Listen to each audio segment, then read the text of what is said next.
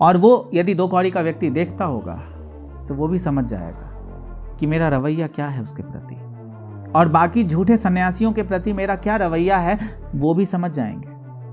27 साल का केवल दिखाई देता हूं, लेकिन चोट गहरी करता हूं। तो ओशो इंटरनेशनल में मुझे बैन कर दिया गया। तुम सन्यास का स भी जानते हो, आध्यात्म का अ भी जानते हो, ईश्वर का कण मात्र भी पता है तुम्हें? एक क्षण के लिए भी कभी ध्यान कर पाए तुम?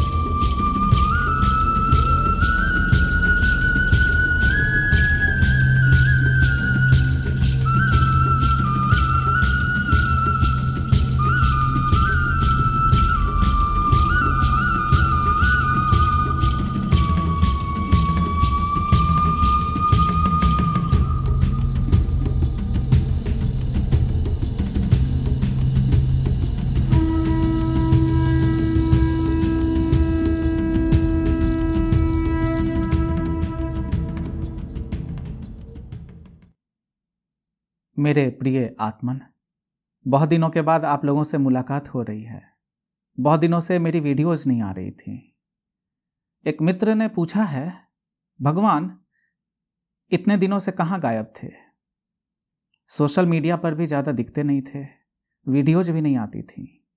अगर आपको कुछ लिखना होता था तो केवल कोट्स लिखते थे या फिर कोई श्लोक, कोई कविता लिखकर आप पोस्ट कर देते थे कम्युनिटी टैब पर, यूट्यूब पर। लेकिन सोशल मीडिया पर ज़्यादा एक्टिव नहीं थे, ज़्यादा लोगों से आप बातचीत नहीं कर रहे थे, कोई वीडियोज नहीं आ रही थी, गायब गायब से लग रहे थे। क्या बात थी? क्या डर कर भाग गए थे? मित्रों, मैं आप लोगों से कहना चाहता हूँ, बहुत महीनों से, पिछले 3-4 महीनों से मैं भारत भ्रमण पर था। तो देश का कोना कोना मैं घूमता था, बहुत सारे राज्य जाता था, बहुत सारे गांव जाता था, असंख्य असंख्य लोगों से मिलता था।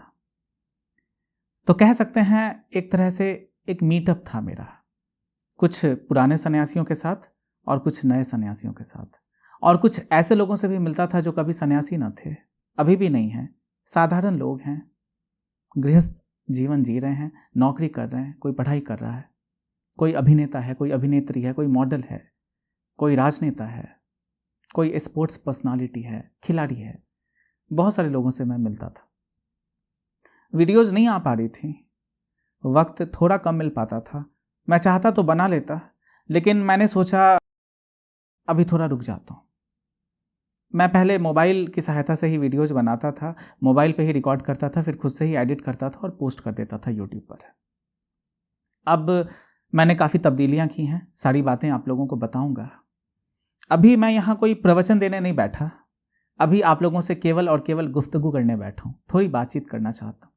प्रवचन तो देता रहता हूँ और आने वाली वीडियोज में भी काफ़ी सारे विषयों को उठाऊंगा, काफ़ी सारे विषयों पर बातचीत करूंगा, काफ़ी टॉपिक्स को लाऊंगा और ऐसी गहनतम, ऐसी गहरी बातें करूंगा, ऐसी विवादास्पद बातें भी करूंगा जिससे विवाद तो छिड़ेंगे, जिससे मैं बहुत ज़्यादा विवादित हस्ती भी बन जाऊंगा, हूँ ही, और ज़्यादा हो जाऊंगा, और कई बातों में और ज़्यादा विरोधाभास भरूंगा।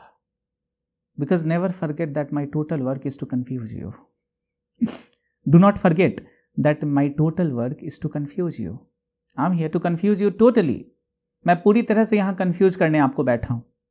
मैं ज़्यादा clarity नहीं लाता चीज़ों में, जहाँ लाने की आवश्यकता पड़ती है लाता हूँ, लेकिन बाकी सारी चीज़ों में जहाँ मुझे ऐसा लगता है बहुत ज़्यादा एम्बिग्यूटी है, उसमें थोड़ी और एम्बिग्यूटी अपनी तरफ से डाल देता हूँ, ताकि थोड़ा बहुत समय आपको भी मिले सोचने का, थोड़ा बहुत आप भी विचार विमर्श करें, चिंतन करें और अपनी बुद्धि, अपनी समझदारी, अपनी सहजता और अपने ज्ञान से उत्तर दें, चीज़ों के बारे में सोचें। चीज़ों को एक नए दृष्टिकोण के साथ समझने की कोशिश करें, चीज़ों को एक नए दृष्टिकोण के साथ प्रस्तुत करने की कोशिश करें। तो थोड़े मौके आपको भी देता हूँ, थोड़ी संभावनाएं आपके लिए भी छोड़ देता हूँ। तो जैसा मैंने कहा, बहुत महीनों से मैं व्यस्त था, भारत भ्रमण पर था, लोगों से मिलता था, वीडियोज नहीं आ रही थी।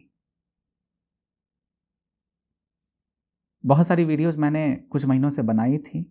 मैंने सोचा मेरे जितने दर्शक हैं पुरानी वीडियोज़ को पूरा देखें, क्योंकि अक्सर ऐसा हो जाता है कि आप मेरी पूरी वीडियोज़ नहीं देख पाते, क्योंकि मैं वीडियोज़ काफ़ी लंबी बनाता हूँ।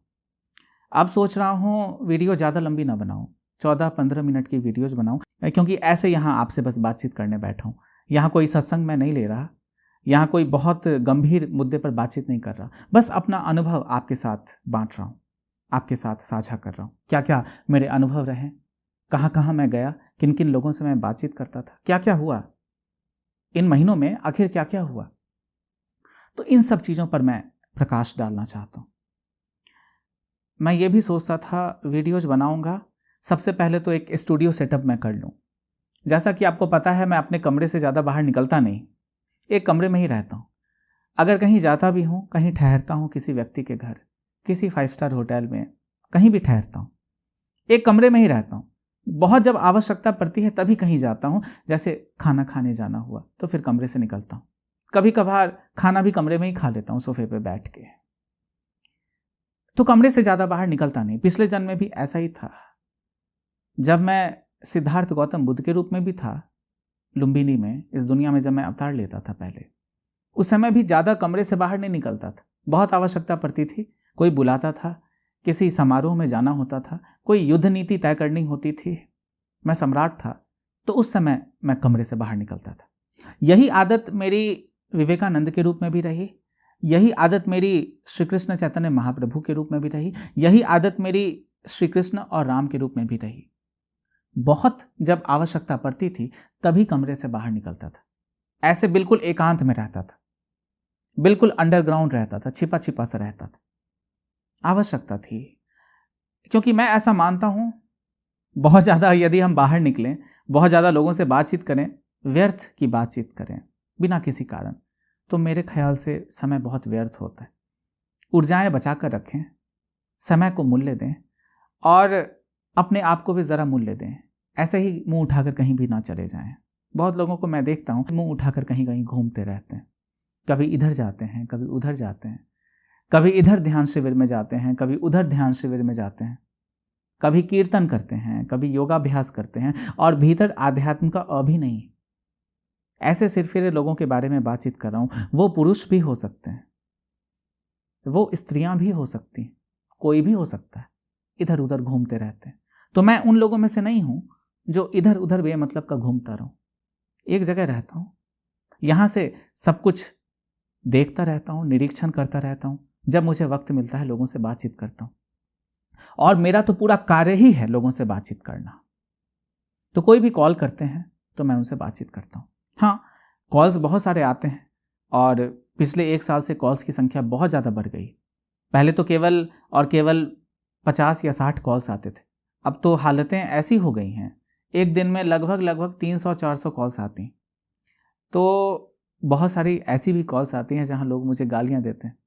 तो मेरी सेक्रेटरीज जब कॉल पिक करती हैं तो वे कहती हैं कि काफ़ी गंदी गंदी गालियाँ लोग देते हैं। मैं ज़्यादा कुछ कह नहीं सकता। मैं पद्मावती से एक ही बात कहता था, पद्मा, जिसके पास जो है वो वही देगा। तुम्हारे पास गाली है, तुम गाली दोगे। तुम्हारे पास प्रेम है, तुम प्रेम दोगे। तुम्हारे पास ज्ञान है, बुद्धि है, काव्य है, रचनात्मकता है, सृजन करने की शक्ति है, उल्लास है, उत्सव है, तुम वही दोगे। जो तुम्हारे पास नहीं है तुम दे नहीं सकते। तो मैंने कहा, पद्मा, इन लोगों के पास गालियों के सिवा कुछ भी नहीं। मेरा कमेंट सेक्शन आप जरा देखें, भद्दी भद्दी गालियां उसमें लिखी हुई, अब शब्द के सिवा कुछ भी नहीं। 70-80 साल के वृद्ध सन्यासी ऐसी गंदी गंदी गालियां देते, ऐसे अपशब्द कहते हैं मेरी मां के बारे में, जो अब जीवित भी नहीं, मेरी बहनों के बारे में। मुझे बुरा नहीं लगता, अफसोस होता है। 80 साल का बूढ़ा व्यक्ति जो अपने आप को सो कॉल्ड सन्यासी कहता है, गालियां देता है। तुम सन्यास का स भी जानते हो, आध्यात्म का अ भी जानते हो। ईश्वर का कण मात्र भी पता है तुम्हें? एक क्षण के लिए भी कभी ध्यान कर पाए तुम? नहीं कर पाए ना। मुझसे अपशब्द कहते हो। मैं वापस क्यों आया? मैं आ नहीं सकता था। क्यों? तुम्हारे कहने पे आऊंगा। तुम मना करोगे तो नहीं आऊंगा। तुम्हारे कहने से दुनिया चलती है। मेरे कहने से भी दुनिया नहीं चलती है। दुनिया बस चलती है, अपने आप चलती है। मैं परब्रह्म परमात्मा हूं, लेकिन मैं सृष्टि को इंस्ट्रक्ट नहीं करता। सृष्टि को कोई दिशा निर्देश नहीं देता कि ऐसे कार्य करना। सृष्टि बस एक लयबद्ध तरीके से कार्य करती है, एक सिस्टमैटिक फ्रेमवर्क है, उसमें कार्य करती है। मैं हस्तक्षेप नहीं करता हूं, मैं इंटरफेरेंस नहीं करता, कहीं भी नहीं करता, तुम्हारे जीवन में भी नहीं करता। यहां चुपचाप अपने कमरे में बैठा हूं, वीडियो बना रहा हूं। देखना हो तो देखना, नहीं देखना हो तो मत देखना। हां, गालियां देनी हो तो दे सकते हो, मैं मना नहीं करता, लेकिन गालियों से तुम्हारा सबूत सामने आ जाता है। तुम अपना परिचय स्वयं ही दे देते हो, तुम हो कौन। स्त्रियां भी पीछे नहीं है गालियां देने में, वो भी खूब गालियां देती हैं। अब तो जमाना काफी बदल गया है। तो मैं ऐसा नहीं कहता इस बार मैं स्त्रियों के साथ काफी ज्यादा सॉफ्ट हूं, ऐसा नहीं है। मैं स्त्री और पुरुष दोनों के साथ एक समान हूं। मैं समानता में विश्वास रखता हूं, असमानता में नहीं रखता कि स्त्रियों को एक अलग प्रकार का ट्रीटमेंट दूं, उनके साथ मेरा व्यवहार थोड़ा अलग हो, पुरुषों के साथ मेरा व्यवहार थोड़ा अलग हो। ऐसा नहीं, दोनों के साथ एक जैसा व्यवहार मेरा है। और यदि गलती स्त्रियां करती हैं तो वो भी जिम्मेदार हैं, पुरुष गलती करते हैं तो वो भी जिम्मेदार है। और यदि मैं भी कभी गलती करूं तो मैं भी जिम्मेदार हूं। सबकी जिम्मेदारी एक जैसी है। सब दुनिया में जी रहे हैं, सब श्वास ले रहे हैं, सब आंखों से देखते हैं, सब कान से सुनते हैं, सब जिह्वा से कुछ बोलते हैं, सब बुद्धि से कुछ ग्रहण करते हैं, समझते हैं, सोचते हैं, शरीर से कुछ कार्य करते हैं। सब एक जैसा ही जीवन जी रहे हैं। कोई थोड़ी गरीबी का जीवन जी रहा है, कोई थोड़ी अमीरी का जीवन जी रहा है। मुझ में और आप में कोई अंतर नहीं है। मेरे कपड़े जरा आपसे महंगे या अलग हो सकते हैं, लेकिन अंतर कुछ भी नहीं है। मेरे पास भी वही पंच तत्वों वाला शरीर है, तुम्हारे पास भी वही पंच तत्वों वाला शरीर है। स्त्री के पास भी वही शरीर है, पुरुष के पास भी वही शरीर है। स्त्री के उभार थोड़े ज्यादा हैं, उसका शरीर अलग प्रकार का प्रतीत होता है। पुरुष का शरीर थोड़ा गठीला है, थोड़ा टफ है, उतना सौम्य नहीं है, उसमें एक पौरुष का एहसास होता है, तो उसका शरीर थोड़ा सा अलग है। स्त्री का शरीर अलग, पुरुष का शरीर थोड़ा सा अलग है, लेकिन 5 तत्व तो दोनों में है। तो मैं जीवन में इक्वालिटी में बिलीव करता हूं, समानता में बिलीव करता हूं। बहुत सारी चीजें इन महीनों में हुई। स्त्रियों से भी मिलता था, पुरुषों से भी मिलता था। और मैं आपसे सच कहूं, 1980 के दशक में स्त्रियां जैसी थीं अब वैसी रही नहीं। ऐसा नहीं है सारी की सारी गलतियां पुरुष ही करते हैं, बहुत सारी गलतियां स्त्रियां भी करती हैं। अपने घर में क्या कर रही हैं?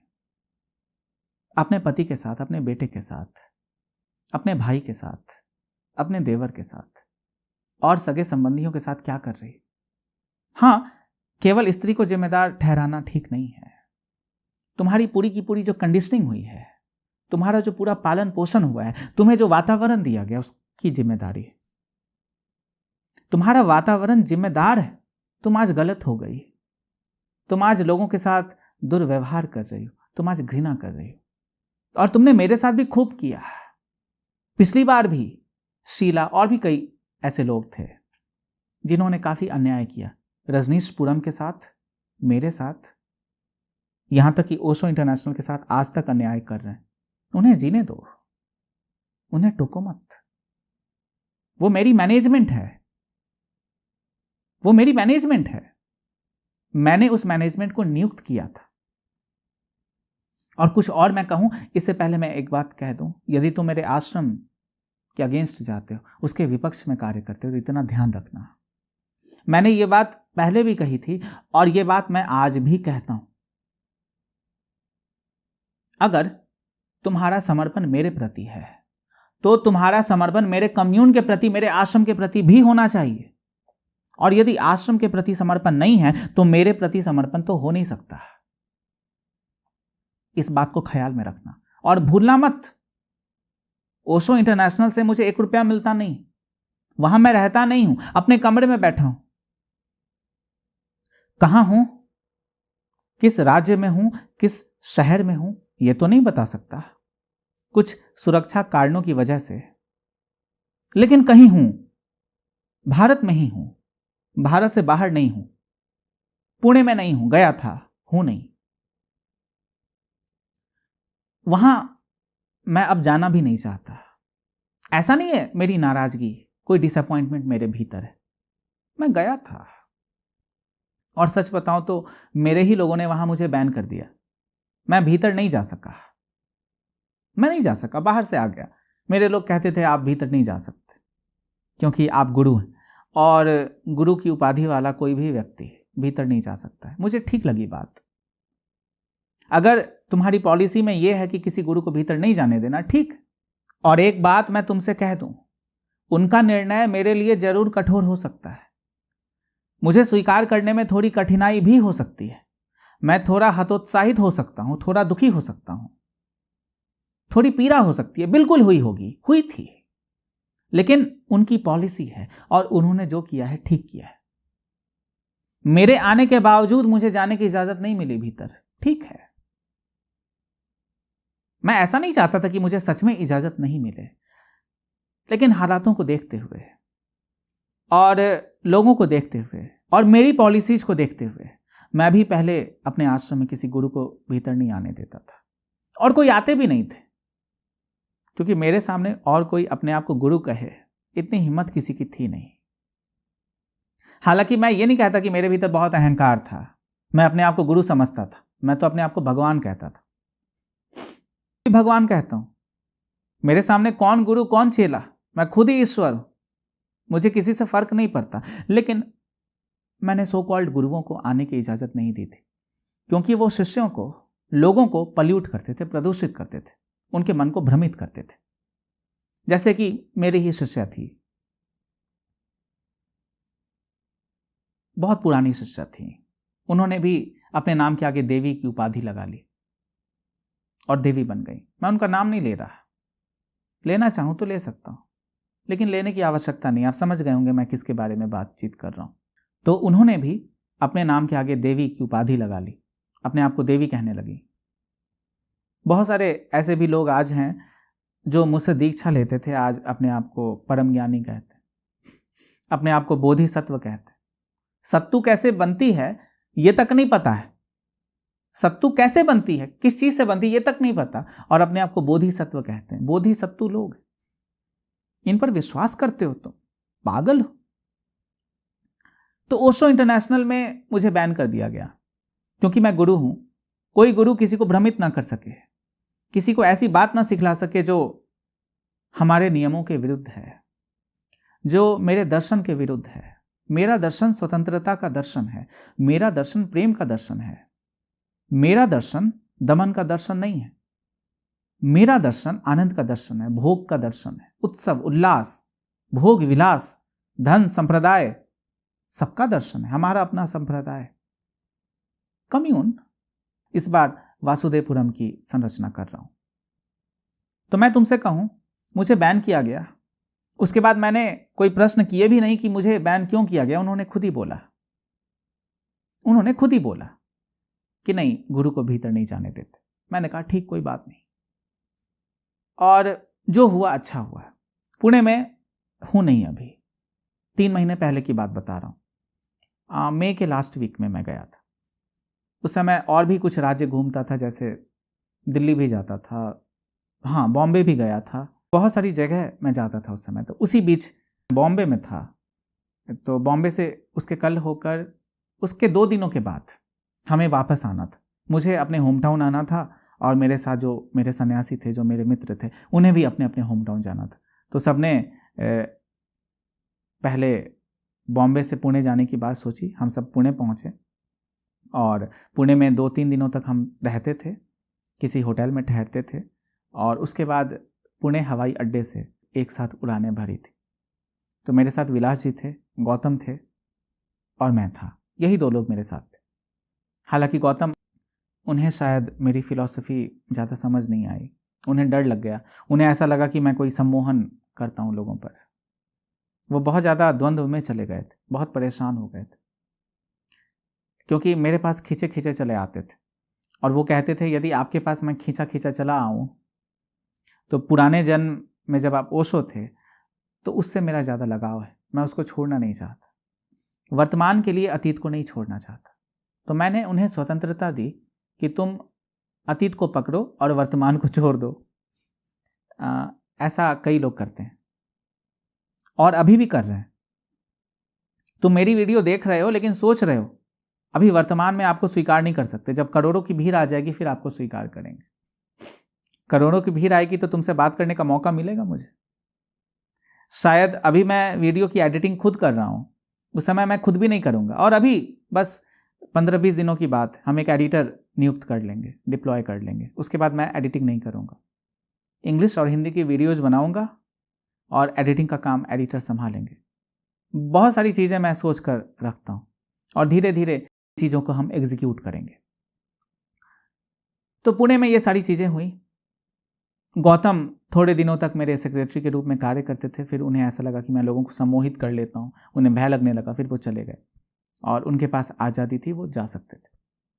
महीने भर हमारे साथ थे, फिर उन्होंने सेक्रेटरी की जो पोस्ट है उससे उन्होंने रेजिग्नेशन दे दी। ऐसे ही कुछ और भी लोग थे जो मेरे पास आते थे और चले जाते थे। मैं ये कहने में शर्म महसूस नहीं करता कि मेरे पास कुछ लोग आते थे और चले जाते थे।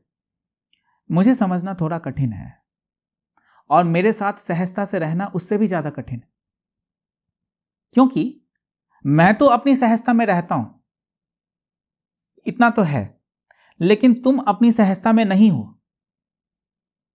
तुम कॉम्प्लिकेटेड हो, तुम जटिल हो,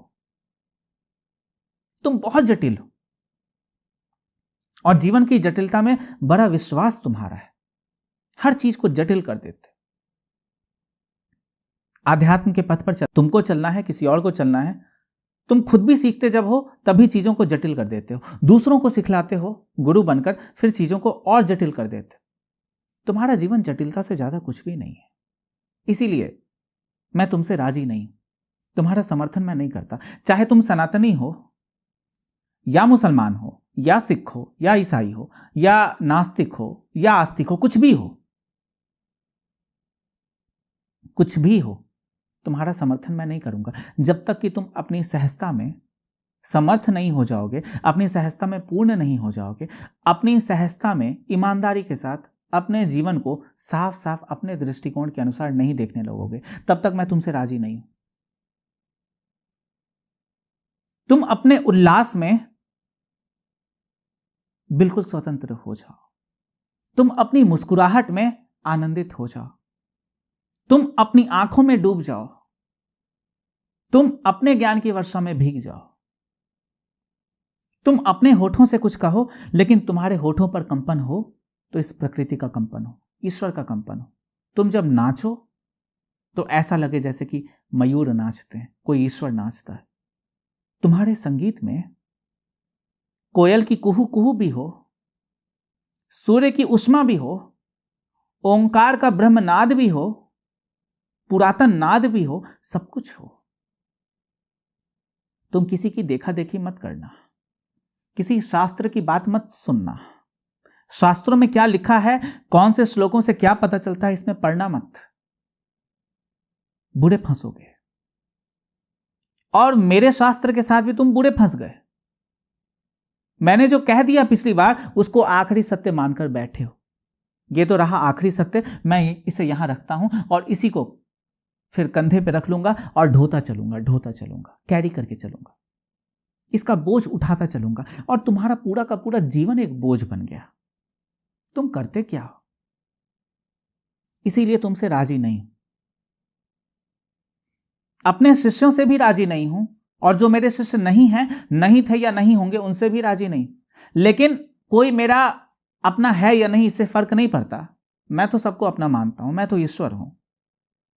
मैंने तो सारे संसार की रचना की है, मेरे भीतर तो करुणा और प्रेम का सागर है, मेरे पास इसके सिवा कुछ है नहीं। मेरी आंखों में अश्रुओं के सिवा कुछ नहीं। मैं बेईमान नहीं हूं, ईमान से बड़ा मेरा कोई धर्म नहीं,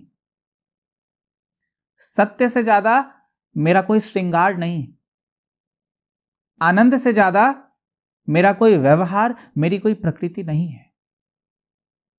प्रेम से ज्यादा और प्रेम के अलावा मेरा कोई सदाचार नहीं है। ऐश्वर्य के अलावा मेरी कोई और जीवन पद्धति भी नहीं है। मेरी लाइफस्टाइल काफी लग्जरियस है, काफी ऐश्वर्य से भरी हुई लाइफस्टाइल, और तुम्हारी भी होनी चाहिए।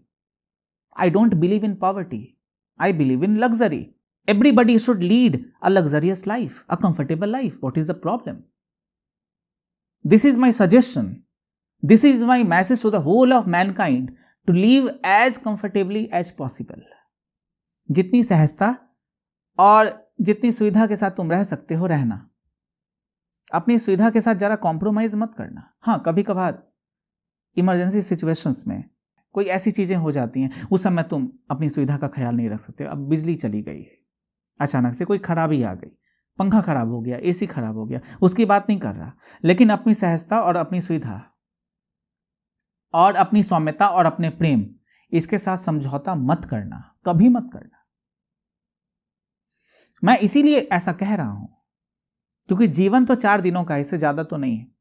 कैसे 70-80 साल बीत जाते हैं कोई नहीं जानता। अभी मैं 27 साल का हूं, कैसे 80 साल का हो जाऊंगा पता भी नहीं चलेगा तुम्हें। एक दिन हो जाऊंगा, तुम भी हो जाओगे, और होगे हो सकता है।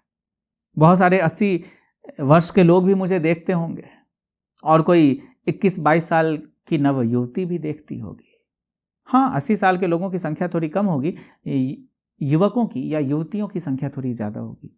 जैसा कि मैं YouTube एनालिटिक्स पे हमेशा देखता रहता हूँ, तो यंगस्टर्स की संख्या ज़्यादा है जो मेरी वीडियोज़ को देखते हैं, और बूढ़े लोग थोड़ा कम देखते हैं। वो समझ नहीं पाएंगे ना, बूढ़े लोग जवान को स्वीकार ही नहीं कर सकते हैं। बूढ़े लोग अपना एकाधिकार चाहते हैं, अपना वर्चस्व चाहते हैं, मोनोपोली चाहते हैं, और मैं उन बूढ़े लोगों की मोनोपोली तोड़ रहा हूं, इसीलिए नाराजगी ज्यादा है। और बूढ़े लोगों में मेरे शिष्य भी कम नहीं है, बहुत ज्यादा है। ज्यादातर शिष्य जो पिछले जन्म के थे वो तो बूढ़े ही हो गए, तो 70-80 साल के वे भी हैं, लेकिन ना तो अपने बुढ़ापे को छोड़ पाते हैं, न अपने अज्ञान को छोड़ पाते हैं, न अपनी मूर्खता को छोड़ पाते हैं, और न ही अपने दुख को छोड़ पाते। अपनी जंजीरों से बड़ा प्रेम करते हैं, तो जंजीरों में जरा बंध के रहना चाहते हैं। बहुत सारे सन्यासी, आप भारती को ले लो, नेपाल के आनंद को ले लो, गुजरात के भारती को ले लो, वो भी भारतीय है।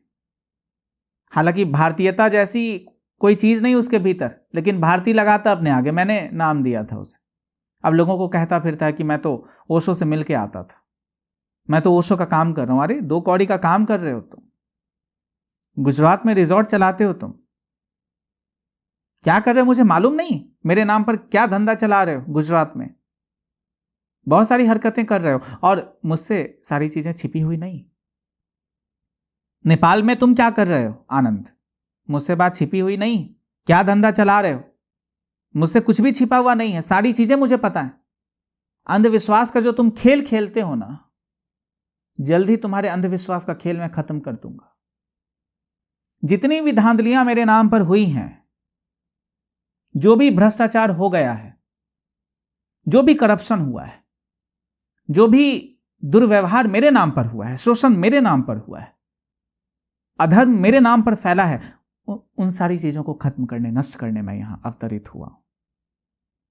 रजनीश को मिटा पाना इतना आसान नहीं है। अगर तुम में से कोई भी सोचता है कि मुझे मार देगा, मैं नष्ट हो जाऊंगा, मैं मर जाऊंगा, मैं चुप हो जाऊंगा, पागल हो। ऐसा कभी हो सका है?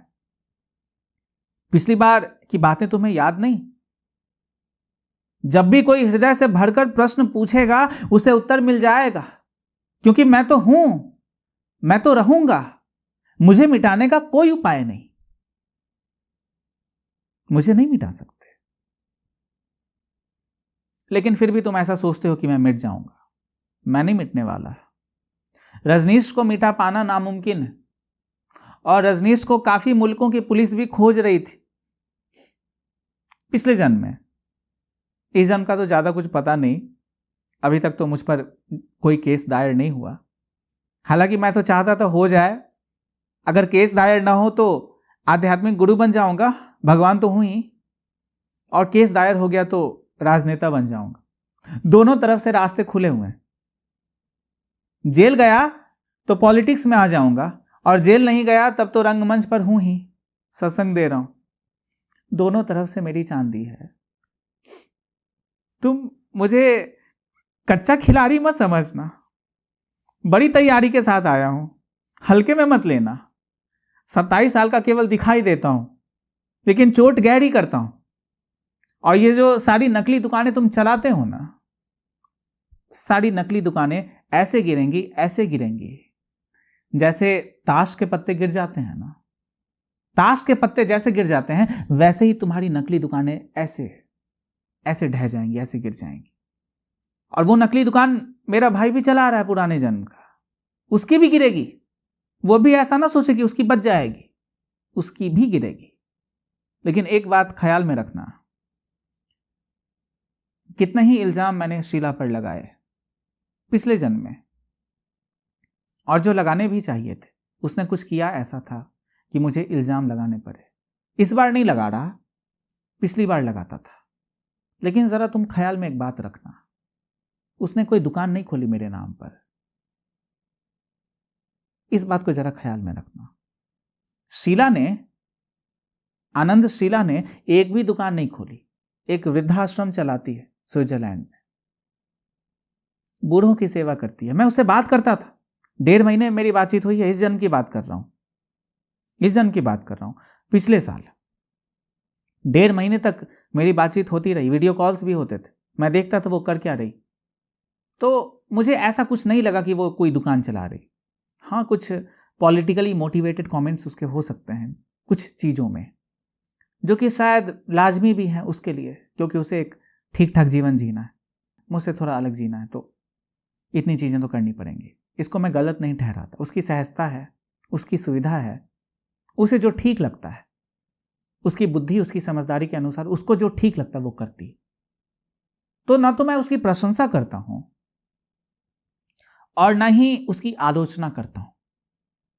न्यूट्रल हूं, तटस्थ हूं, बुराई भी नहीं करता, बहुत प्रशंसा भी नहीं करता। लेकिन अगर कुछ करना पड़े तो इतना कहूंगा, ठीक करती है जो करती, छोड़ दो उसे उसके हाल पर। लेकिन मेरे जो शिष्य दूसरे हैं, वो क्या कर रहे हैं? दूसरों को 2-2 कौड़ी की मालाएं दे रहे हैं। 2-2 कौड़ी की मालाएं देते हो तुम। छत्तीसगढ़ के चांपा में कोई है, उसका नाम नहीं लूंगा, 2 कौड़ी का आदमी माला देता है मेरे नाम पर, मेरे नाम पर माला देता है। मेरे आश्रम में ओशो इंटरनेशनल में जाकर 2 स्त्रियों को माला पहना कर आता था। वो स्त्रियां भी उसके द्वारा मैनिपुलेटेड थी, मैं उनको जानता नहीं।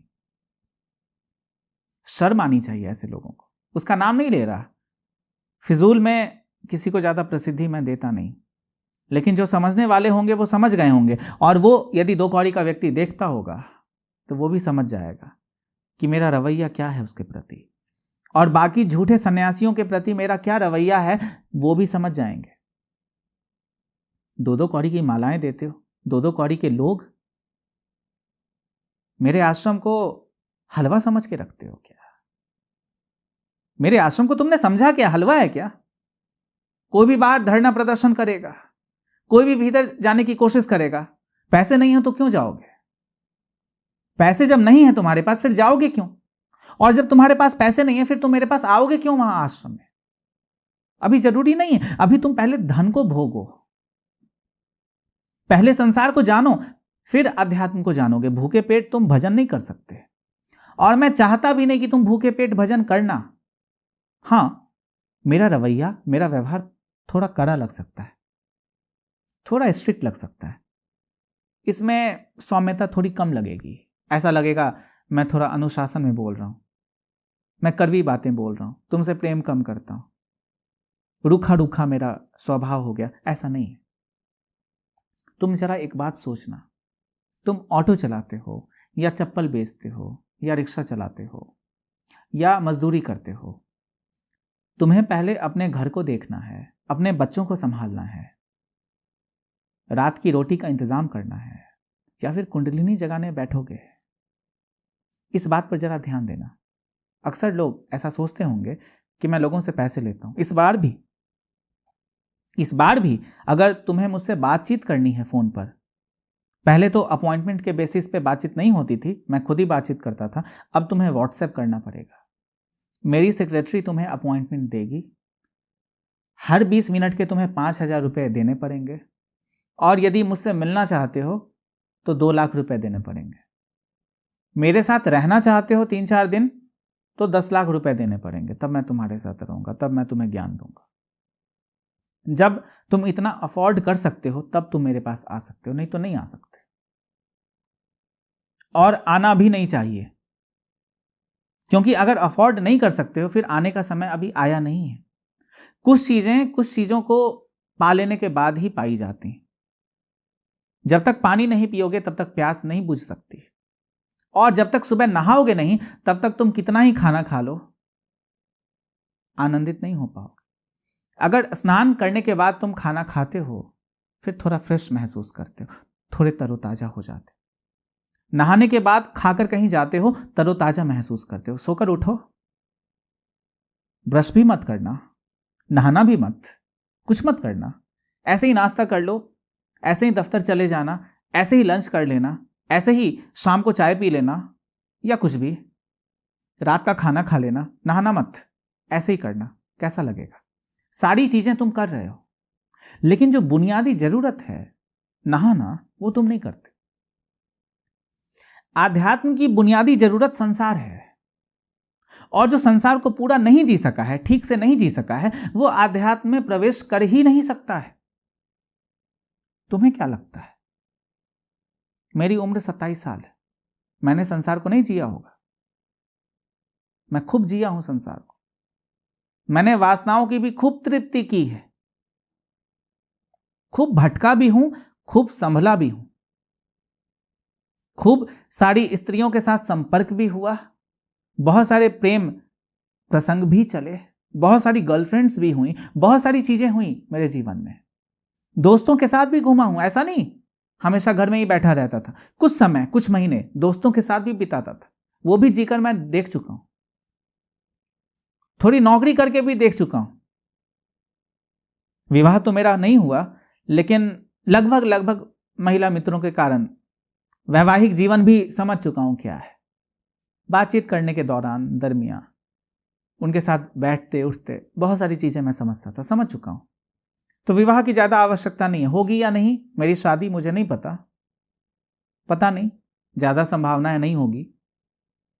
कुंवारा ही बैठूंगा इस बार भी, तुम्हें पगलाने के लिए।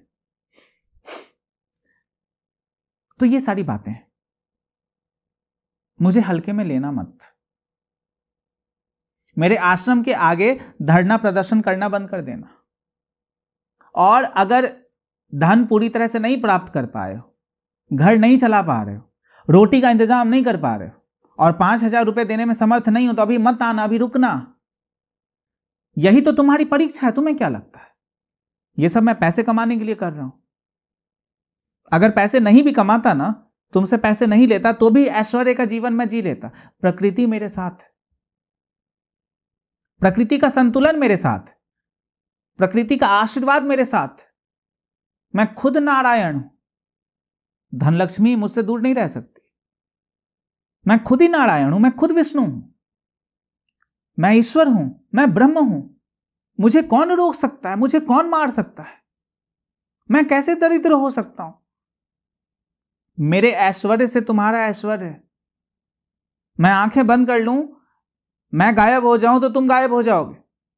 मेरी ऊष्मा से तुम्हारे शरीर का ताप है, मेरी श्वास से तुम्हारी श्वास है, मेरी गति से तुम्हारी गति है, मेरी दृष्टि से तुम देख पाते हो, मेरे कानों से तुम सुन पाते हो, मेरी नासिका से चीजों की सुगंध ले सकते हो, मेरे हाथों से चीजों को छू पाते हो, पकड़ पाते हो, मेरे पैरों से चलते हो तुम, मेरे उदर से, मेरे पेट से अपने भोजन को पचाते हो, तुम प्रेम करते हो, सारी चीजें तुम मेरे द्वारा कर रहे हो। मैं एकमात्र परमात्मा हूं, तुम समझते क्या हो? एक बात हमेशा ख्याल में रखना, पहले संसार को जीना, आयाम दर आयाम सिस्टमैटिकली, क्रमबद्ध तरीके से पार करना। और जब तुम्हारा समय आ जाएगा, तुम आने के योग्य हो जाओगे, आध्यात्मिक जीवन में प्रवेश करने के योग्य हो जाओगे, फिर मैं तुम्हें खुद बुला लूंगा। तुम्हें ज्यादा कुछ कहने की जरूरत नहीं होगी। कुछ लोग ऐसे भी हैं जिन्हें मैं खुद ही बुला लेता हूं, वो मेरे पास आते नहीं, मैं खुद बुलाता हूं, मैं आमंत्रित करता हूं। और कुछ लोग ऐसे हैं जो मेरे पास आते हैं और मैं उन्हें ब्लॉक कर देता हूं। हजारों लोगों को मैंने व्हाट्सएप पे ब्लॉक कर रखा। मेरी सेक्रेटरी इस ब्लॉक करती रहती है हमेशा। कोई गाली देता है, कोई कहता है फ्री में बात करना चाहते हैं, अपॉइंटमेंट नहीं लेना चाहते। क्यों आना चाहते हो? क्या करोगे आगे? सब कुछ फ्री में चाहिए तुम्हें? चीजों का मूल्य नहीं समझते। छोटी छोटी चीज के पैसे देते हो। एक सुई भी खरीदनी हो तो उसका भी पैसा लगता है। फ्री में कुछ नहीं मिलता। और फ्री में सब कुछ मिलने लगे, और यदि ईश्वर तुम्हें मुफ्त का मिल जाए, जो कि मिलता है, लेकिन मुफ्त का मिलकर भी मुफ्त का नहीं मिलता है। अगर मुफ्त का मिल जाए ना, ईश्वर को भी तुम 2 कौड़ी का बना दोगे, और तुमने बना दिया है। असंख्य लोग मंदिरों के आगे भीड़ लगाते हैं और उन्हें ऐसा लगता है कि फ्री में ही ईश्वर मिल जाएगा। ऐसे नहीं मिलता। बहुत परिश्रम करने पड़ते हैं, बहुत प्रयास करने पड़ते हैं, बहुत धोखे खाने पड़ते हैं, बहुत भटकना पड़ता है, बहुत बार गिरना पड़ता है, बहुत बार संभलना पड़ता है, बड़ी जिज्ञासा से भरना पड़ता है, बड़े सारे प्रश्न करने पड़ते हैं, बड़े सारे उत्तर देने पड़ते हैं। जीवन के सारे संघर्ष को पूर्णता के साथ जीना पड़ता है। हंसना भी पड़ता है, रोना भी पड़ता है, चिल्लाना भी पड़ता है, आंसू भी बहाने पड़ते हैं, खूब सारे आंसू बहाने पड़ते हैं, बिना रोए आंसू बहाने पड़ते हैं। क्योंकि आवाज तो बिल्कुल गायब हो जाती है, दुख इतना भर जाता है भीतर, इतना भर जाता है भीतर, केवल और केवल आंसू निकलते हैं। चिल्ला भी नहीं पाते, रो भी नहीं पाते, केवल आंसू निकलते हैं। आंसुओं से सारा चेहरा भीग जाता है। स्त्रियों का भी भीगेगा, पुरुषों का भी भीगेगा। जीवन के सारे आयामों को, जो सांसारिक आयाम हैं, उनको जब तुम पार कर लोगे, शरीर के आयाम को, मन के आयाम को, बुद्धि के आयाम को, जब उन सभी आयामों को पार कर लोगे, फिर जाकर तुम मेरे दर्शन में प्रवेश कर सकते हो। फिर जाकर मुझे ईश्वर के साम्राज्य में तुम प्रवेश कर सकते हो। ऐसे नहीं कर सकते। और यदि ऐसे करोगे तो बैन लगा दूंगा। याद रखना, मेरे आश्रम में मुझ पर भी बैन लगा है, तो मैं अपने शिष्यों पर तो बैन लगा ही सकता हूं। और मैं बड़ी स्वतंत्रता, बड़ी सहजता और बड़े आत्मविश्वास के साथ कहता हूं कि मुझ पर बैन लग गया मेरे आश्रम में। तुम्हें क्या लगता है मुझे शर्म आएगी? मैं शक्तिहीन हो जाऊंगा? मुझे बुरा लगेगा? मैं एम्बैरेस्ड हो जाऊंगा मुझे बैन कर दिया गया? ऐसा नहीं होता मेरे साथ। न तो प्रतिष्ठा के लिए मैं डेस्परेट हूं, बेचैन हूं, और न ही अपमान से मैं भयभीत हूं। तुम मेरा कितना ही अपमान करो, मुझे फर्क नहीं पड़ता। तुम मेरा कितना ही सम्मान करो, उससे भी फर्क नहीं पड़ता। एक बात से फर्क पड़ता है, यदि तुम अपने जीवन में आनंदित हो गए, यदि तुम अपने जीवन में चेतना से युक्त हो गए, संतुलित हो गए, यदि तुम अपने जीवन में आनंद की बूंदों में भीगते हो, यदि तुम्हारे जीवन में संतोष है, परम संतोष, आध्यात्मिक संतोष, फिर मैं खुश हूं, फिर मैं संतुष्ट हूं। मेरा पूरा का पूरा जीवन एक योगदान है ताकि तुम्हारा जीवन अमर हो जाए। ऐसा मैं चाहता हूं। जब मैं तुम्हें बैन करता हूं, बुरा मुझे भी लगता है। जब मैं तुम्हें ब्लॉक करता हूं व्हाट्सएप पर, कॉल्स पर, बुरा मुझे भी लगता है। मैं नहीं चाहता तुम्हें ब्लॉक करना, मैं नहीं चाहता तुम्हें बैन करना, मैं नहीं चाहता तुम्हें ब्लैकलिस्ट करना, मैं तुम्हें वर्जित नहीं करना चाहता आने से, लेकिन करना पड़ता है क्योंकि अभी तुम्हारा समय नहीं आया। तुम आओगे, अपना कचरा दूसरों में भी बांट दोगे। तुम आओगे, अपने संदेहों से दूसरों को भी भ्रमित कर दोगे। तुम आओगे, अपनी बेईमानी से दूसरों को भी बदनाम करोगे, दूसरों को भी बर्बाद करोगे। खुद तो बर्बाद हो, दूसरों को भी कर दोगे। एक सड़ा हुआ सेब ना टोकरी के सारे सेब को सड़ा देता है। ऐसा मैं नहीं चाहता कि हो जाए। इसीलिए मेरे आश्रम में आना केवल और केवल मेरी मर्जी पर निर्भर है। मेरे साम्राज्य में आना केवल और केवल मेरी मर्जी पर निर्भर है। लेकिन मेरे साम्राज्य से जाना, मेरे आश्रम से जाना तुम्हारी मर्जी पर निर्भर है। हाँ, तुम आना चाहो अपनी मर्जी से, लेकिन तब तक नहीं आ सकते जब तक मेरी मर्जी उसमें नहीं। और जिस क्षण मैं चाहूं तुम यहां से चले जाओ, तुम्हें जाना पड़ेगा। वो केवल और केवल मेरा अधिकार है, वो केवल और केवल मेरा निर्णय है। थोड़ा डिक्टेटरशिप तो है, थोड़ी बहुत ऑटोक्रेसी तो है, थोड़ा बहुत मैं भी तानाशाह हूं और होना चाहिए। नहीं तो तुम्हारी जो गति हुई है, तुम्हारी जो हालत हो गई है, तुम जिस तल पर हो सबको उसी अवस्था में भेज दोगे। तुम अपने साथ जो अन्याय कर रहे हो सबके साथ कर दोगे। इसीलिए तुम्हें रोकता हूं, मेरी करुणा है कि तुम्हें रोकता हूं। अगर तुम्हें रोका भी जाए ना मेरे साम्राज्य में आने से, यदि तुम्हें रोका भी जाए ना मेरे आश्रम में आने से, जरा एक बात याद रखना, इसमें भी तुम्हारी कोई ना कोई भलाई छिपी हुई होगी। इसमें भी कोई ना कोई मेरी करुणा, मेरा प्रेम छिपा हुआ होगा। इसमें भी तनिक थोड़ी सी सार्थकता तो होगी। इस बात का हमेशा ख्याल रखना। बाकी बातों पर वापस आऊं। बहुत जगह मैं घूमता था, 3-4 महीने काफी व्यस्त था। हाँ, बीच में 1-2 वीडियोज मैंने बनाई थी राम अवस्थी जी के साथ और भी कुछ लोगों के साथ। उसके बाद तो फिर और ज़्यादा व्यस्त हो गया। फिर मैंने सोचा जब वीडियो बनाऊंगा तो पूरा सेटअप मैं करूंगा। तो अपने कमरे में ही एक छोटा सा सेटअप मैंने बना लिया है। इधर मैं पढ़ता भी हूँ, बैठता भी हूँ, सोता भी हूँ। इधर मेरा बेड है, उधर और थोड़े और सोफे लगे हुए हैं, एक टेबल है जिस पर और मैं काम करता हूँ। इधर भी एक सोफा है, इधर भी बैठता हूँ, वीडियो बनाता हूँ, उधर भी बना सकता हूँ। तो छोटी सी जगह पे मैंने छोटा सा एक सेटअप बना लिया। और कुछ उपकरण भी हमें खरीदने थे, कुछ इक्विपमेंट्स, जिससे वीडियो की क्वालिटी थोड़ी बढ़ जाए। आप मुझे अच्छे इक्विपमेंट्स में देख रहे हैं। हमने अच्छा कैमरा लिया है, प्रोफेशनल सिनेमा क्वालिटी का कैमरा हमने लिया है। हमने काफ़ी महंगे माइक्रोफोन्स लिए हैं।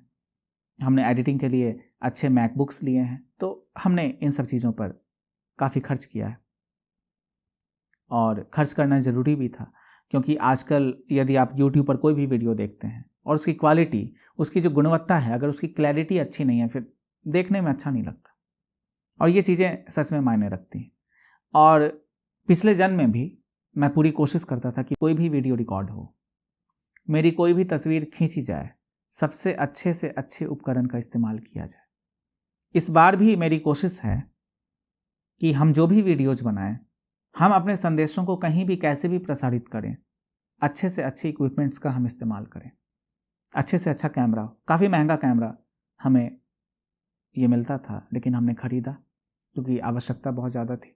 मोबाइल से पहले मैं रिकॉर्ड करता था तो कभी कभी वीडियोज़ ग्रेनी हो जाती थी, मतलब वीडियोज़ में डिटेल ज़्यादा नहीं आ पाती थी, और डिटेल आती भी थी तो पीछे वो थोड़ा ग्रेनी पार्टिकल्स वगैरह नज़र आते थे लो लाइट के कारण। तो कैमरा लाइट को काफ़ी अच्छे से टैकल करता है, मैनेज करता है। वो जो फ़ोन का कैमरा होता है वो लाइट को बहुत अच्छे से मैनेज नहीं कर पाता, तो लाइट सेंसिंग उसकी बहुत अच्छी नहीं होती है क्योंकि उसके सेंसर्स बहुत छोटे होते हैं। तो कैमरा हमें लेना बहुत ज़रूरी था। फिर माइक्रोफोन्स वगैरह हम लेते थे ताकि आवाज़ की भी क्वालिटी थोड़ी और अच्छी हो। आप नीचे कमेंट करके बता सकते हैं कि आपको क्वालिटी कैसी लग रही है, कैमरे की वीडियो कैसी लग रही है। पहले से बहुत ज़्यादा ये साफ दिखाई देता होगा आपको।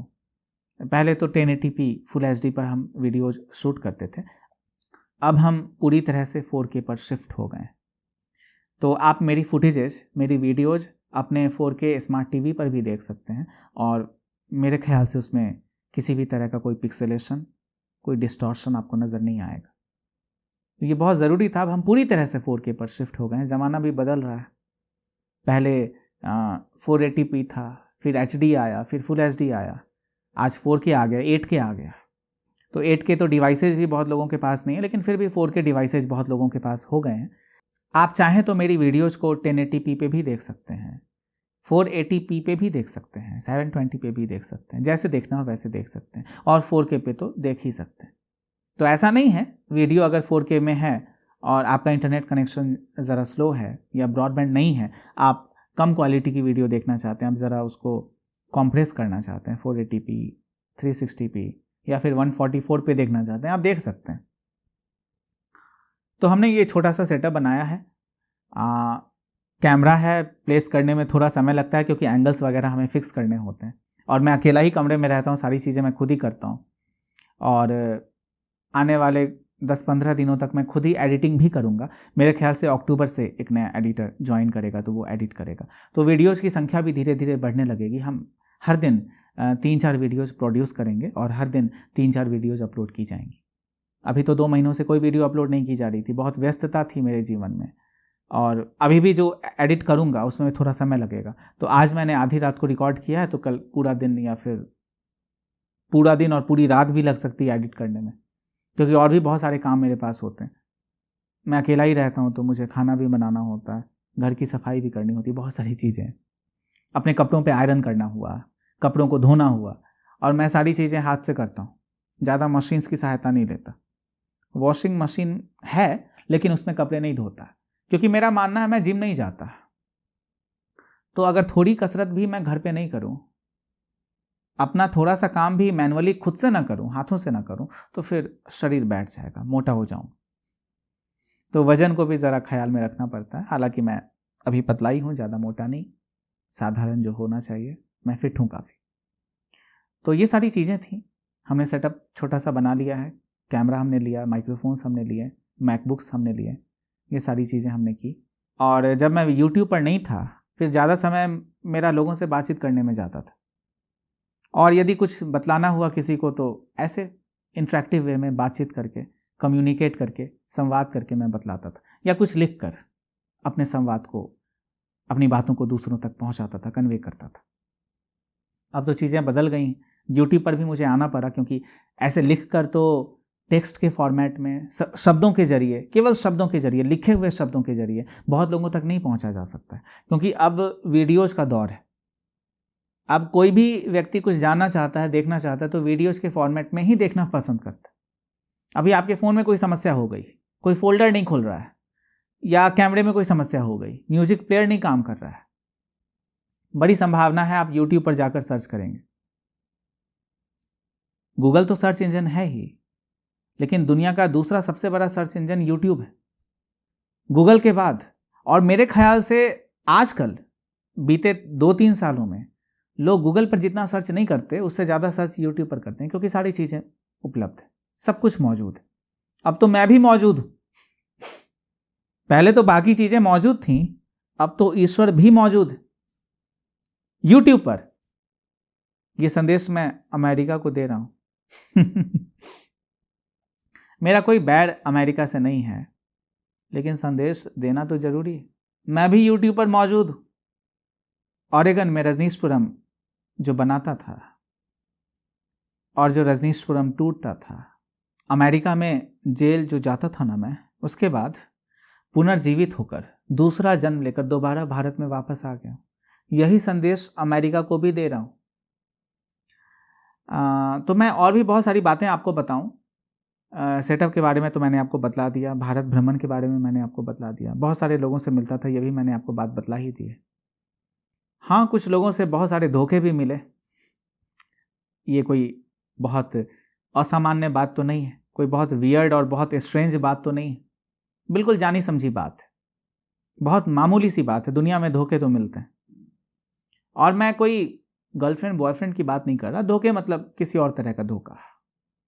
कुछ लोग आते तो हैं ऐसा दिखलाने के लिए कि हम बड़े आस्थावान, हम बड़े श्रद्धावान, लेकिन तुम्हारे भीतर कुछ भी नहीं, कंकड़ पत्थर भी नहीं।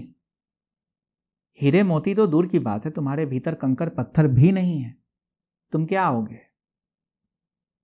तो कुछ स्त्रियां, कुछ पुरुष मेरे पास आते थे और फिर कुछ ऐसा करके चले जाते थे जो उन्हें नहीं करना चाहिए था। मैं एक YouTube चैनल पर भी गया था पॉडकास्ट करने, शायद आप लोगों को पता होगा, आपने कुछ पोस्ट्स मेरी देखी होंगी।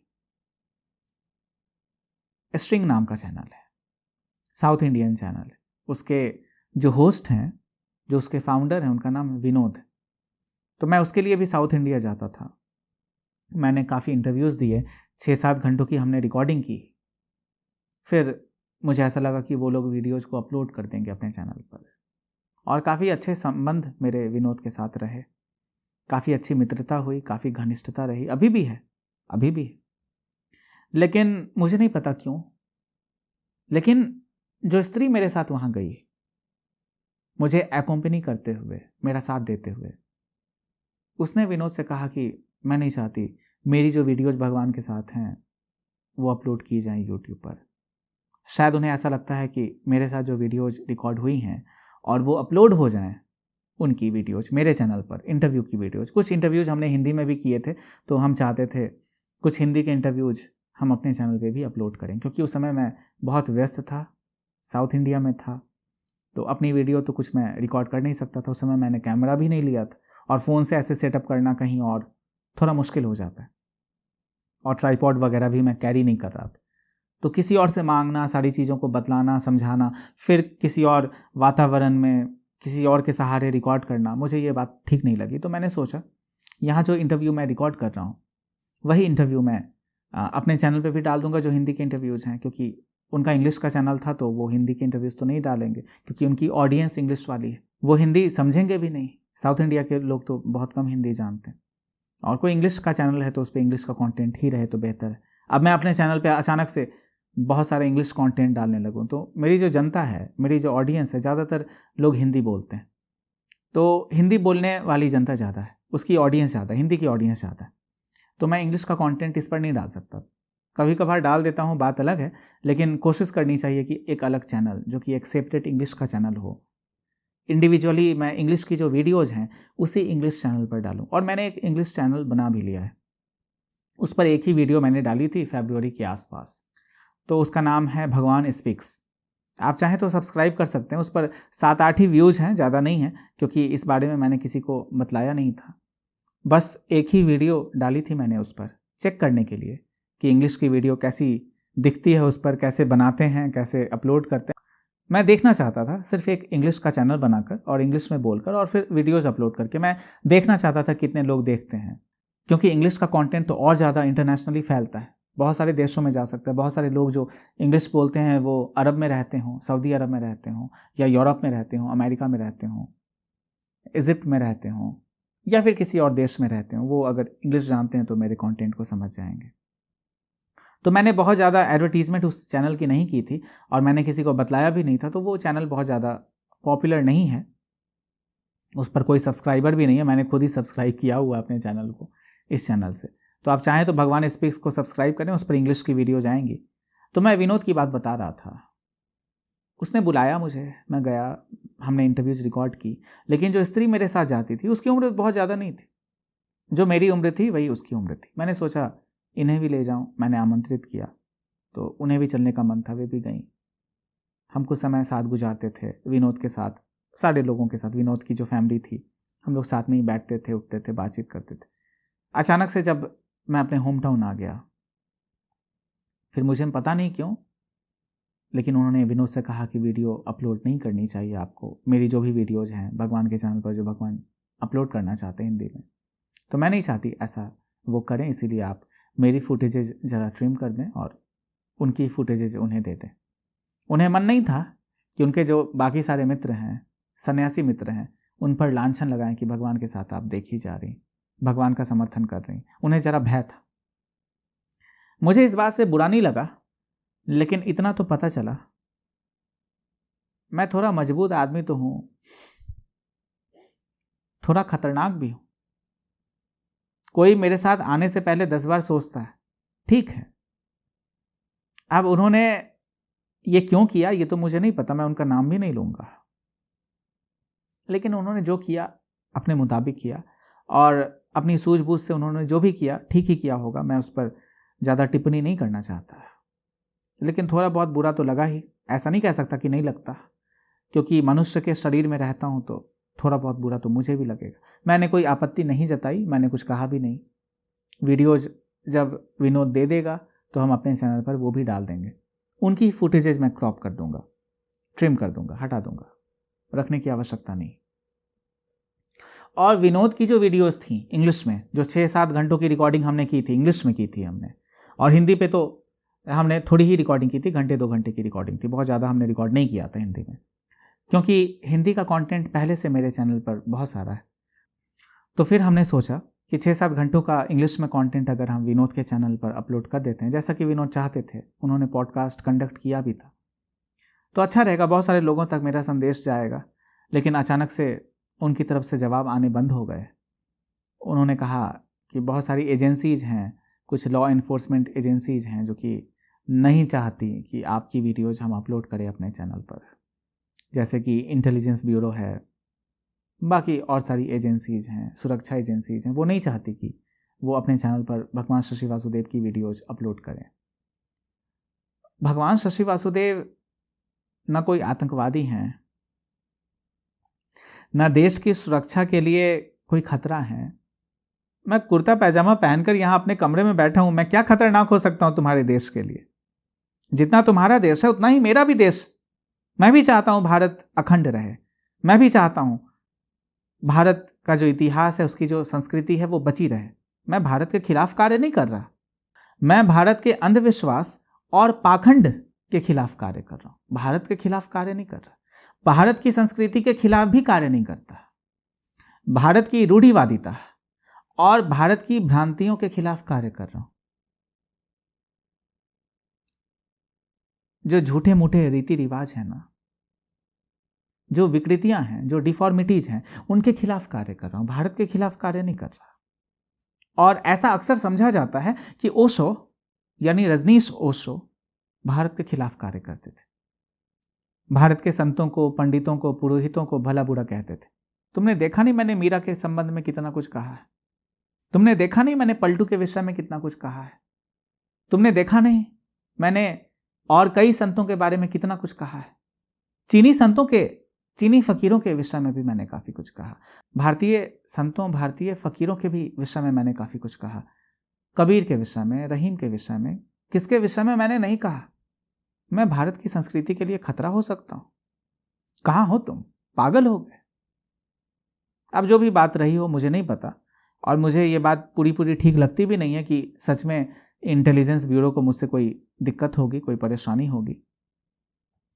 हाँ, थोड़ा भय तो हो सकता है। भगवान श्री ओशो रजनीश फिर से धरती पर शशि वासुदेव के रूप में अवतरित हो गए। ये बात जरा कपा देने वाली बात, क्योंकि जब मैं खुद को स्वयं रजनीश कह रहा हूं, ओशो कह रहा हूं, तो जो मैं पहले था उसके सारे गुण भी मेरे भीतर होंगे। तो जितना विद्रोही पहले था उससे कई हजार लाख करोड़ गुना विद्रोही ज्यादा इस बार हो सकता हूं। मैं विद्रोही हूं, मुझे साबित करने की जरूरत नहीं है। मेरी आंखों में विद्रोह दिखाई देता होगा, मेरे विचारों में, मेरे शब्दों में, मेरी जीवन शैली में तुम्हें विद्रोह दिखाई देता होगा। यहां जो बैठा हूं, वीडियो बना रहा हूं, यह भी एक बहुत बड़ा विद्रोह है। बहुत सारे लोग नहीं चाहते मैं वीडियो बनाऊं, बहुत सारे लोग नहीं चाहते मैं चैनल चलाऊं। विनोद को कोई व्यक्तिगत समस्या तो मुझसे नहीं है, लेकिन भारतीय कुछ एजेंसीज हैं जिन्हें समस्या हो सकती है। लेकिन मैं उन्हें एक बात बतला दूं, आप भारत से जितना प्रेम करते हैं, करते होंगे, बहुत प्रेम करते होंगे, लेकिन मैं जितना प्रेम करता हूं अपने भारत से और अपने लोगों से, उस प्रेम की कल्पना भी आप कभी कर नहीं सकते। मैं सनातन धर्म के खिलाफ कार्य नहीं कर रहा हूं।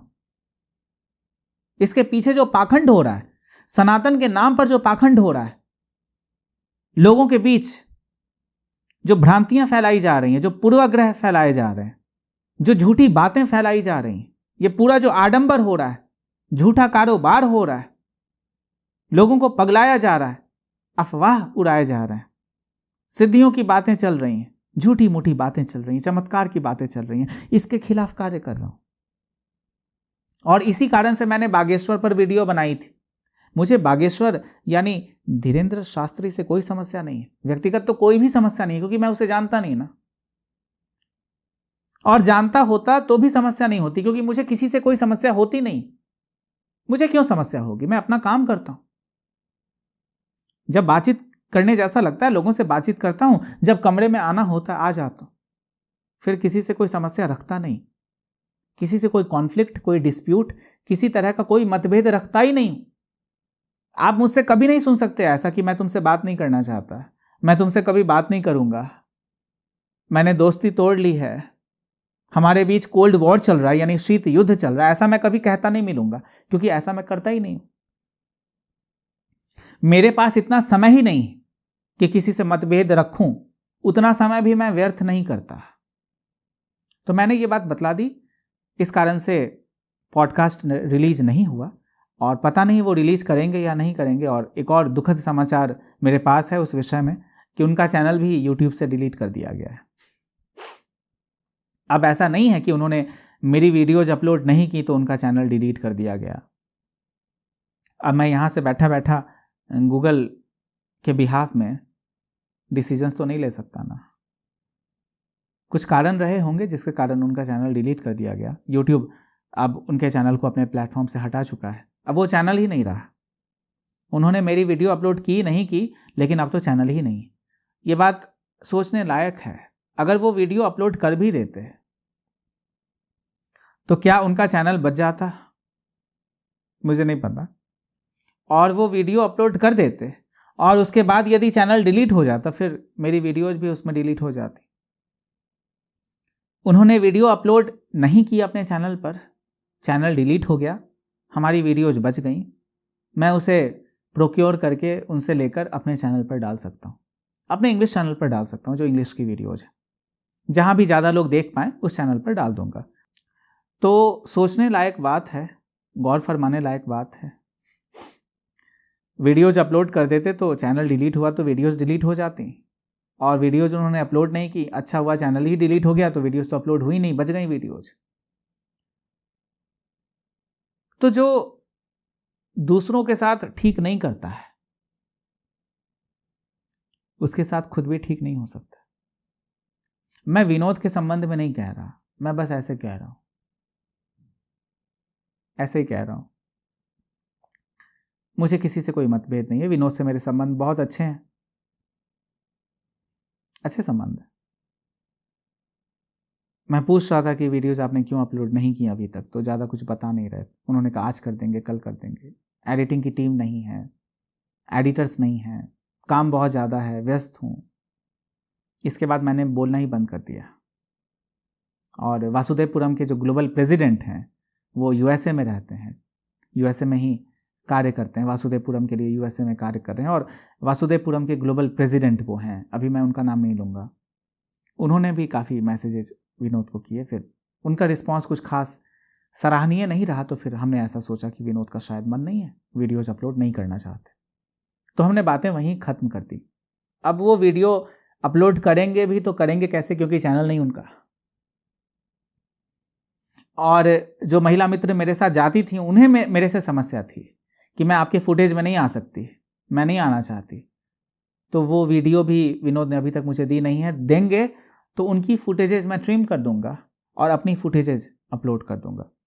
अगर वो सुन रही हैं इस वीडियो के माध्यम से तो मैं उनसे कहना चाहूँगा, जरा ईमानदार बने। मुझे आपसे कोई मतभेद नहीं, मुझे आप पर कोई क्रोध नहीं आता, लेकिन जरा अपने साथ ईमानदार बने। अपने पिता की आंखों में कुछ अश्रु हैं, देखती हैं तो देखें। मेरी आंखों में जो अश्रु बहते थे, अगर आप देख पाई थी तो देखें जरा, अभी भी बहते हैं। अगर अश्रुओं को देख सकती हैं तो जरा देखें। मैं किसी से कोई घृणा नहीं करता। जो लोग मुझे धोखा देते हैं, जो लोग मेरे साथ बेईमानी करते हैं या मेरा अपमान करते हैं, उनसे कोई मतलब ज्यादा रखता नहीं। मैं उनका विरोध भी नहीं करता हूं।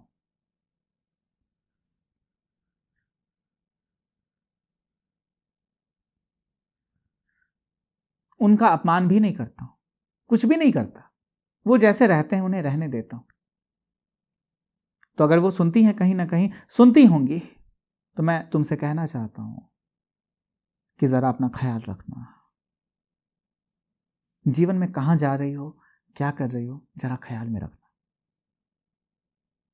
कहां जाने से, क्या करने से जीवन में कौन से परिणाम होंगे, इस बात का जरा ख्याल रखना, भूलना मत। मैं तुम्हारा शत्रु नहीं, प्रेम ही करता हूं तुमसे, सबसे करता हूं। जितना प्रेम बाकी सन्यासियों से करता हूं, बाकी शिष्यों से करता हूं, बाकी पुरुषों, बाकी स्त्रियों से करता हूं, उतना ही प्रेम तुमसे भी करता हूं, कम ज्यादा नहीं करता। सबसे एक समान प्रेम करता हूं, और जो लोग मेरे साथ रहते हैं उनसे प्रेम थोड़ा ज़्यादा कर सकता हूं, क्योंकि वो मेरे आसपास हमेशा रहते हैं, तो उन्हें ऐसा लग सकता है मैं उनसे ज़्यादा प्रेम करता हूं। लेकिन तुम मेरे सामने अभी नहीं हो और वीडियो के द्वारा मुझे देख रही हो, तुमसे बहुत प्रेम करता हूं। जरा ख्याल करना, जरा सेल्फ इंट्रोस्पेक्शन करना, रिफ्लेक्ट करना, जरा अपनी चीज़ों को रिफ्लेक्ट करना, अपने भीतर होने देना, रिफ्लेक्शन होने देना।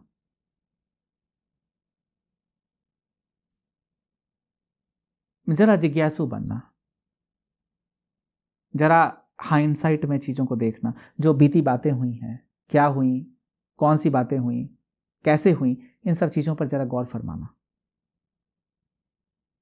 सेल्फ इंट्रोस्पेक्शन तुम्हारे लिए बहुत ज़रूरी, सेल्फ रिफ्लेक्शन तुम्हारे लिए बहुत ज़रूरी। तो जरा अपने ऊपर ध्यान देना, और हर कार्य का एक निश्चित परिणाम भी होता है, इस बात को कभी भूलना मत। और प्रकृति के साथ जरा सामंजस्य विकसित करना। प्रकृति सर्वोपरि, मैं ईश्वर हूं, लेकिन मुझसे भी ज्यादा अहम प्रकृति है, क्योंकि अगर प्रकृति नहीं होगी तो तुम नहीं होगे, और तुम नहीं होगे तो मेरा होना ना होना बराबर है। तुम हो तो मैं हूं, तुम नहीं होते तो मेरा होना भी क्या होना होता। इस बात को जरा ख्याल में रखना। फिर से आप लोगों के समक्ष बहुत जल्दी आऊँगा। आज की वीडियो तो मैंने बना ली है, इसे एडिट करूँगा, जल्दी से अपलोड कर दूँगा। अब मेरी कोशिश है कि रोज़ 10 या 15 मिनट या 12 मिनट की वीडियोज़ मैं बनाऊँ और हर रोज़ वीडियो अपलोड करूँ। तो रेगुलरली आपको वीडियोज़ मिलती रहेंगी। आज तो मैंने वीडियो अभी रिकॉर्ड की है, इसको एडिट करूँगा, थोड़ा समय लगेगा, लेकिन मेरी पूरी कोशिश है कि हर रोज़ एक वीडियो तो आए, कम से कम 1 या 2 वीडियोज़ तो आएँ, 2 नहीं तो कम से कम 1 आएँ। और जब एडिटिंग की टीम हो जाएगी फिर तो हर दिन 2, 3, 4 वीडियोस तो आएंगी। मैं घंटे 2 घंटे की रिकॉर्डिंग कर दूंगा, उसको हम बहुत सारे पार्ट्स में, बहुत सारे सेगमेंट्स में डिवाइड कर देंगे, विभाजित कर देंगे। तो पार्ट 1, पार्ट 2, पार्ट 3, पार्ट 4 ऐसे करके बहुत सारी वीडियोस को एक वीडियो से ही निकाल सकते हैं, ताकि 10-15 मिनट आप एक वीडियो को देखें फिर दूसरी वीडियो पर जा सकें।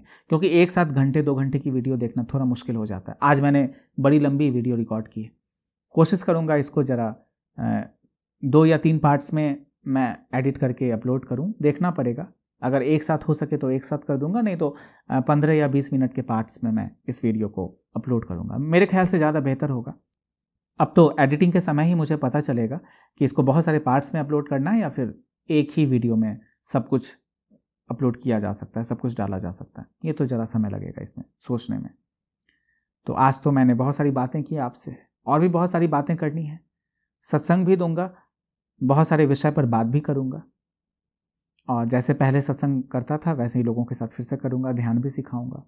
बहुत सारी नई टेक्निक्स भी मैंने इवॉल्व की हैं, नई टेक्निक्स पर मैंने कार्य किया है, विकसित किए हैं मैंने बहुत सारे टेक्निक्स। तो उन टेक्निक्स को भी, मेडिटेटिव टेक्निक्स को भी मैं सिखलाऊंगा धीरे धीरे। आज की वीडियो में सारी बातें तो नहीं कर सकता, धीरे धीरे और सारी बातें करूंगा, तो फिर आपको धीरे धीरे बहुत सारी चीज़ें मालूम होंगी। आज तो मैंने काफ़ी देर आपसे बात की, बहुत अच्छा लगा आपसे बात करके। आप बस अपना ख्याल रखें, हमारे चैनल भगवान शशि वासुदेव को सब्सक्राइब करें, हमारी वीडियोस को शेयर भी करें, लाइक भी करें, आपकी इच्छा हो तो, आपको पसंद आए तो।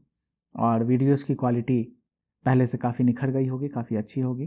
कमेंट सेक्शन में हमें बताएं कि और भी कुछ इम्प्रूवमेंट करने की आवश्यकता है तो हम करेंगे, नहीं तो मेरे ख्याल से 4K फुटेजेज अब काफ़ी अच्छे लगेंगे आपको, और ऑडियो क्वालिटी भी काफ़ी अच्छी है। आप स्मार्ट टीवी पर भी देखेंगे तो एक अच्छा एक्सपीरियंस, एक अच्छा रिच एक्सपीरियंस, एक अनुभव अच्छा होगा आपको। तो इन्हीं शब्दों के साथ आज के संवाद को मैं यहीं विराम देता हूँ। आज इतना ही।